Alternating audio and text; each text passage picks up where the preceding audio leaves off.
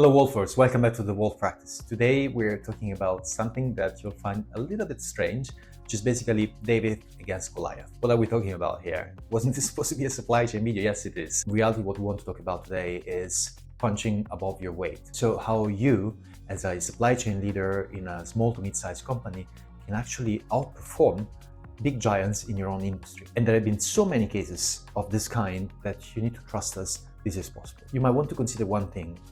Personally, I have myself been working for many years in large corporations. So I think I kind of know one thing or two about possible issues and constraints that are typical of the corporate world. And also because nowadays, here at Wolf Practice, we work a lot with small to mid-sized companies. Of course, we are looking at ways you, as a leader in a small mid-sized company, can help your own organization really outperform these giants.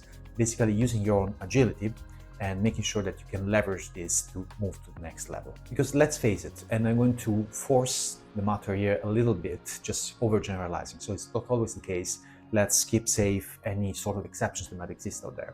But the reality is that in most instances, large organizations, large corporations are really overbuilt in silos. They maybe grew exponentially over time without necessarily a full level of harmonization, and therefore sometimes there is not really a full visibility of the information, not full transparency across different layers, and even in some cases there might be a little bit of slowness related to different layers of approval and silos that unavoidably might exist. You, as a small mid-sized company, have the gift of agility, and this gift of agility is exactly what you need to leverage to outperform these giants. There are at least 5 things that you can do to really win this incredible battle that you are going to embark in. Mapping your workflows and identify choke points, basically bottlenecks, and actually work systematically to remove them. Typical examples of tools that might be extremely helpful in this space are value stream maps. And value stream maps can really help you understand where exactly you might have constraints in your operations and act to remove those. Also, because of your agility, you might want to consider the fact that sometimes local teams have a better pulse of the local situation, so you might want to leave a certain degree of freedom and flexibility to the local teams. Of course, within certain guardrails, you might want to set guidelines that they need to move within, but at the same time leaving the space to move freely within those guardrails. Number 3 is adopting tools that are lightweight and show a clear ROI. So avoiding to basically invest and embark in massive journeys when it comes to system implementation and digitalization, and rather focus on tools that are, way easier to implement and integrate with your own existing systems. Think about alerts, auto replenishments, etc.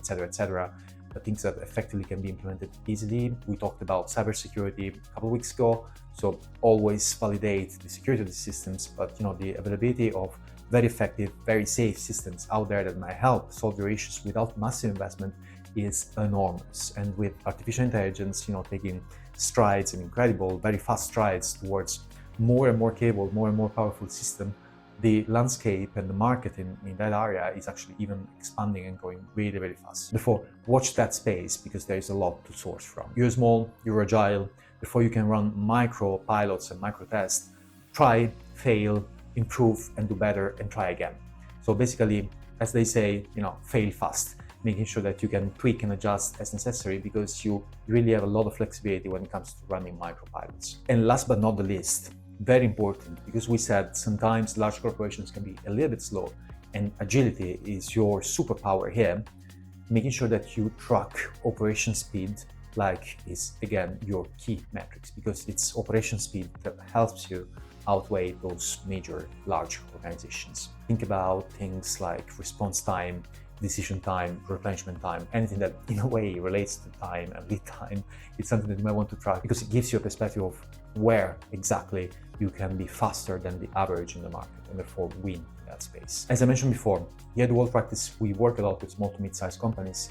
So I want to give you a real case, a real result. To work with the British electronics brands, mid-size, and basically this brand was really working really hard to improve their restockability and beat market leaders in that, and they managed by a whopping 40%. So they were 40% faster than the market leaders when it came to restock time. Incredible. If you think about it, you believe that large organizations have massive resources and a small organization might not have much of a chance there. It's wrong. It's actually very possible, very doable, and sometimes easier than you might even think. Now, this is as usual, just the tip of the iceberg. So we've been putting together a guide that is free for you to download.